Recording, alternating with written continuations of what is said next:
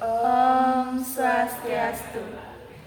Halo teman-teman semua, perkenalkan saya Niketut Ayu Trisna Dewi dengan NIM 2311031023 presensi 1 dari kelas B1 Denpasar.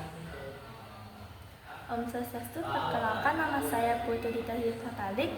Saya berasal dari Buleleng. Sekarang saya menduduki kelas 5 SD. Baik, di sini kita akan belajar materi bab 4 yaitu berkenalan dengan bumi kita. Topik A yaitu apa saja di bumi kita. Nah, sebelum memasuki materi, Ibu ingin bertanya kepada adik. Menurut adik, bagaimanakah bentuk permukaan bumi kita? Apakah permukaan bumi kita ini datar? Menurut saya sih tidak. Nah, menurut penelitian yang dilakukan oleh ilmuwan bahwa bentuk permukaan bumi kita tidaklah datar. Ada yang berbentuk menonjol, ada daerah yang cekung, ada daerah yang berisi air, dan juga ada daerah yang kering.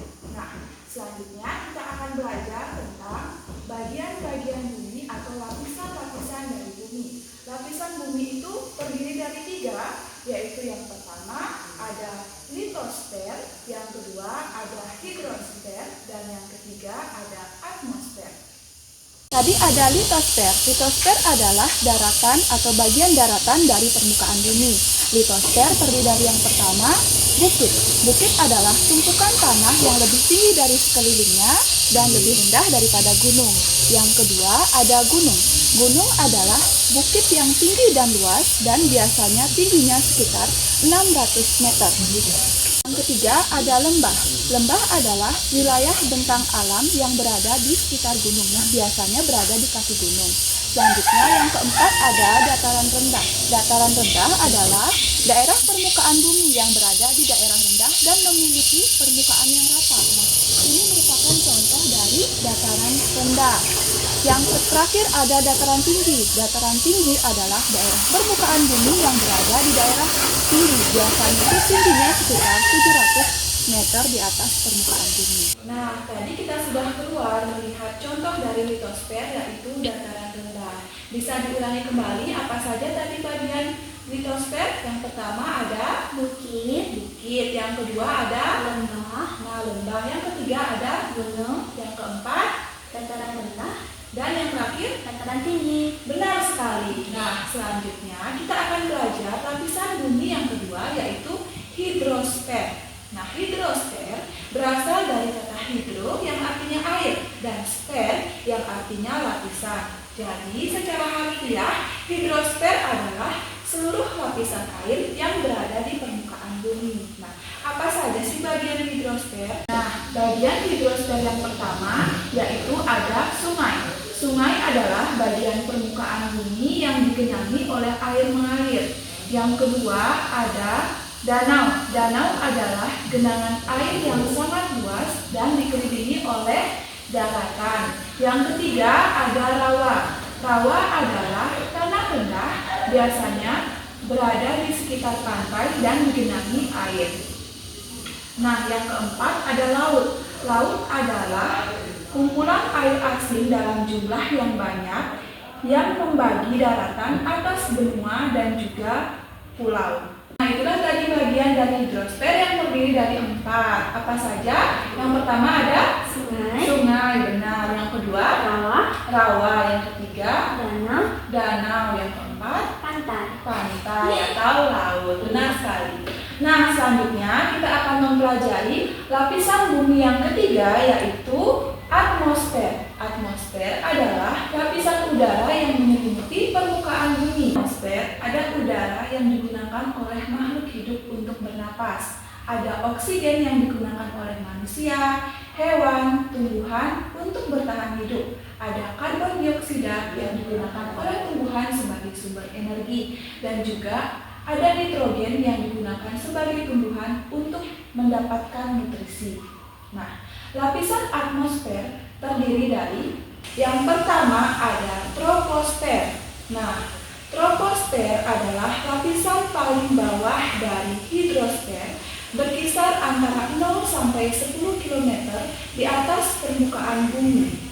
Nah, di tempat inilah terjadi cuaca atau pembentukan awan dan di tempat ini juga dilakukan penerbangan. Yang kedua ada stratosfer. Nah, stratosfer berkisar antara 10 sampai 30 km di atas permukaan bumi. Di stratosfer inilah yang mengandung ozon. Nah, lapisan ozon adalah lapisan yang membantu mengurangi sinar UV yang dibawa oleh matahari masuk ke bumi. Selanjutnya yang ketiga ada mesosfer. Mesosfer adalah atau berkisar antara 30 sampai 50 km di atas permukaan bumi. Mesosfer ini terkenal karena sebagai pelindung bumi dari meteor. Yang keempat ada termosfer. Termosfer berkisar 50 sampai 400 km di atas permukaan bumi. Disinilah terjadi atau terbentuk cahaya warna-warni atau yang kita kenal dengan aurora. Nah, yang terakhir itu ada eksosfer. Eksosfer adalah lapisan luar atmosfer yang berkisar lebih dari 400 km di atas permukaan bumi. Nah, selanjutnya kita akan beralih ke materi atau topik B, yaitu mengapa bentuk permukaan bumi berubah-ubah. Nah, bentuk permukaan bumi kita senantiasa berubah-ubah dari waktu ke waktu. Hal ini karena disebabkan oleh beberapa faktor. Yang pertama ada faktor manusia. Contohnya pembangunan area pabrik, perumahan, jalan tol, atau perkantoran dapat mengubah area persawahan, hutan, atau sungai yang ada di sekitarnya. Yang kedua ada faktor alam seperti gempa bumi, tsunami, gunung meletus itu bisa mengubah permukaan bumi kita. Nah, selanjutnya kita akan belajar tentang perubahan cuaca di bumi. Perubahan kondisi lingkungan di bumi kita merupakan salah satu bentuk perubahan dari permukaan bumi yang terjadi sejak lama. Ternyata bumi tempat tinggal kita mengalami perubahan yang sangat cepat. Contohnya adalah perubahan cuaca. Cuaca adalah kondisi udara di atmosfer yang sifatnya tidak menentu dan juga berubah-ubah. Contohnya, misalnya kalian berada di sekolah, terjadi hujan, sementara di waktu yang bersamaan di rumah adik tidak terjadi hujan. Nah, hujan adalah peristiwa alam yang merupakan bagian dari siklus air. Nah, apakah adik tahu apa itu siklus air? Sepertinya kurang tahu sih. Nah, siklus air adalah perpindahan air dari bumi ke atmosfer secara terus-menerus. Nah, berikut adalah proses terjadinya siklus air. Adik bisa melihat gambar ini. Nah, gambar yang pertama atau gambar yang kedua ini adalah gambar air yang menguap. Nah, proses siklus air yang pertama itu adalah penguapan atau disebut dengan evaporasi. Air di laut, danau, sungai menguap karena panas matahari. Yang kedua di sini ada gambar awan. Nah, setelah proses penguapan yaitu pengembunan atau disebut dengan kondensasi. Peristiwa kondensasi terjadi setelah evaporasi dan transpirasi. Nah, tadi ada evaporasi adalah penguapan oleh air. Contohnya seperti air di laut, danau, sungai dan lain-lain. Dan juga di sini ada kata transpirasi. Transpirasi itu adalah penguapan pada tumbuhan. Nah, setelah terbentuk awan, disinilah kita melihat ada gambar hujan. Nah, siklus air yang ketiga yaitu hujan atau disebut dengan presipitasi. Selanjutnya, setelah hujan akan terjadi proses infiltrasi atau penyerapan. Air hujan yang turun ke bumi akan mengalir ke sungai, danau, bahkan samudra, serta diserap oleh air. Nah, itulah tadi proses terjadinya siklus air. Yang pertama ada apa? Penguapan. Yang kedua, pengembunan. Yang ketiga, hujan. Dan yang terakhir, penyerapan. Benar sekali. Nah, selanjutnya kita akan belajar ke topik C, yaitu bagaimana bumi kita berubah. Nah, di kegiatan sebelumnya kita sudah mempelajari bahwa alam senantiasa berubah-ubah dari waktu ke waktu, mulai dari sifatnya yang sementara sampai dengan semi permanen. Nah, bagaimana sih contoh perubahan alam yang bersifat semi permanen? Misalnya peristiwa gunung meletus yang terjadi di Lombok pada tahun 1815. Itu adalah gunung Tambora yang meletus. Gunung yang awalnya memiliki tinggi 4.200 meter di atas permukaan air laut, setelah meletus ketinggiannya berkurang menjadi 2.800 meter. Nah, contoh kondisi alam selain gunung meletus yang dapat mengubah struktur permukaan bumi seperti gempa bumi, tsunami, dan lain sebagainya. Peristiwa alam itu terjadi karena lempengan-lempengan bumi yang terus bergerak. Nah, seperti apa sih bentuk permukaan bumi kita? Bagaimana sih lempengan-lempengan itu bisa bergerak? Nah, sebelum menjawab pertanyaan tersebut, kita akan belajar tentang struktur dari bumi. Struktur bumi bisa dilihat dari gambar ini. Yang pertama yaitu ada inti dalam. Inti dalam bumi bagian terdalam bumi yang sangat panas dan juga berwujud cair. Yang kedua ada inti luar. Inti luar adalah bagian dalam bumi dan juga berwujud cair. Yang ketiga ada mantel bumi, bagian dalam bumi yang berwujud padat. Dan yang terakhir ada kerak bumi adalah bagian keluar dari permukaan bumi yang berwujud keras dan juga padat. Nah, inti permukaan bumi memiliki suhu 5.400 derajat Celcius atau 54 kali lebih panas dari air mendidih. Nah, itulah yang menyebabkan benda apapun yang berada di sekitar inti bumi akan meleleh dan berwujud cair. Oleh sebab itu, inti luar permukaan bumi juga berwujud cair. Nah, berbeda halnya dengan mantel bumi, karena jarak mantel bumi dan inti bumi jauh serta suhunya lebih rendah. Hal itulah yang menyebabkan mantel bumi berwujud padat. Ketika cairan dipanaskan, maka cairan itu akan terus bergerak karena adanya arus konveksi atau perpindahan kalor pada air. Akibatnya, bagian padat permukaan bumi yang berupa lempengan juga bergerak. Inilah yang menjadi penyebab mengapa permukaan bumi yang berbentuk lempengan terus bergerak. Pergerakan lempengan bumi inilah yang menyebabkan terjadinya gempa bumi yang memicu tsunami dan terbentuknya gunung berapi. Nah, dari penjelasan tersebut, adik lebih mengetahui hal apa sih yang menyebabkan bumi bergerak? Jawabannya sangat sederhana, yaitu karena lempengan-lempengan bumi terus bergerak akibat adanya arus konveksi yang terjadi di dalam bumi. Saya ulangi, bagaimana tadi atau apa yang menyebabkan struktur permukaan bumi senantiasa berubah-ubah? Jawabannya, Karena lempengan bumi senantiasa bergerak akibat arus konveksi yang terjadi di dalam bumi. ya benar sekali. Nah, selesai sudah pembahasan materi kita pada hari ini. Untuk melatih kemampuan adik atau pemahaman adik, Ibu akan memberikan soal. Silakan ditulis. Soal pertama, nomor 1. Sebutkan bagian-bagian bumi.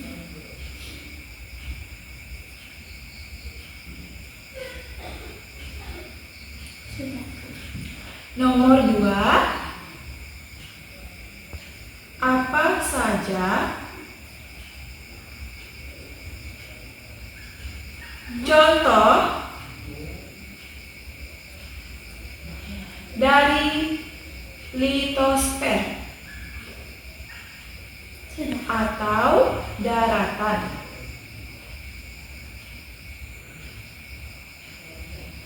Soal nomor 3, sebutkan proses terjadinya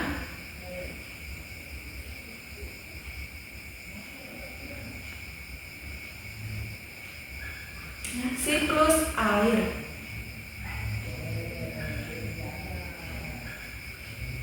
Soal terakhir, sebutkan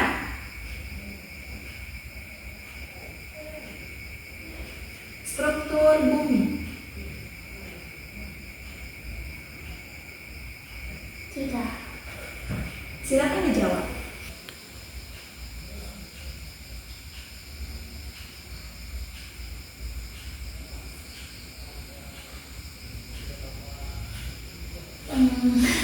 Ada yang lupa atau ada yang tidak dipahami? Hidrosfer itu apa tadi? Nah, hidrosfer tadi itu, hidro artinya air dan sfer artinya lapisan. Jadi hidrosfer adalah lapisan air di permukaan bumi. Ibu.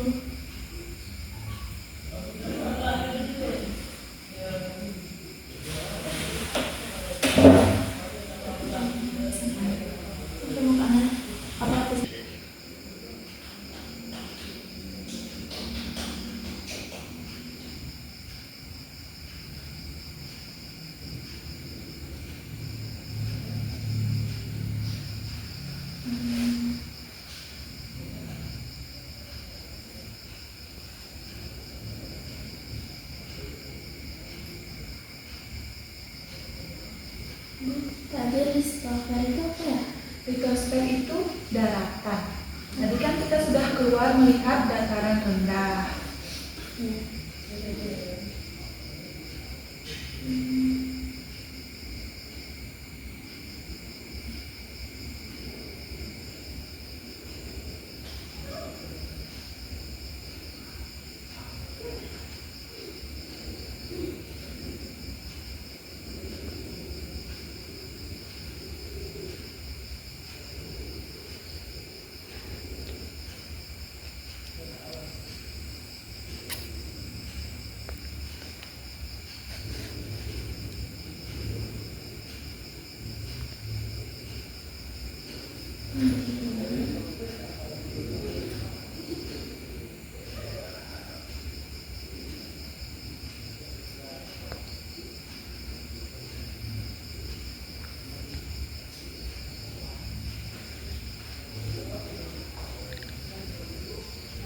Sudah. Sudah? Ya. Coba bacakan jawaban nomor 1. Nomor 1, sebutkan bagian-bagian bumi. Itu jawabannya litosfer, Litosfer. atau daratan, Yang kedua? hidrosfer atau lapisan air, Yang terus ketiga? ada atmosfer. Atmosfer itu apa? Lapisan udara. Benar sekali. Selanjutnya, soal nomor 2. Apa saja contoh dari litosfer atau daratan? Yaitu contoh litosfer itu ada bukit, gunung, lembah, daratan rendah, daratan tinggi. Benar sekali. Selanjutnya, soal nomor 3. Nomor 3, sebutkan proses terjadinya siklus air. Yang 3 itu penguapan, pengembunan, hujan, dan penyerapan. Betul. Selanjutnya yang terakhir, Sebutkan struktur bumi, yaitu inti bumi, inti dalam bumi, inti dalam bumi, inti luar bumi, mantel bumi, mantel bumi. dan kerak bumi. Benar. Oke, berarti adik sudah paham materi hari ini. Jadi, sekian pembelajaran kita pada hari ini. Ibu tutup dengan para Santi. Om Santi Santi Santi Om.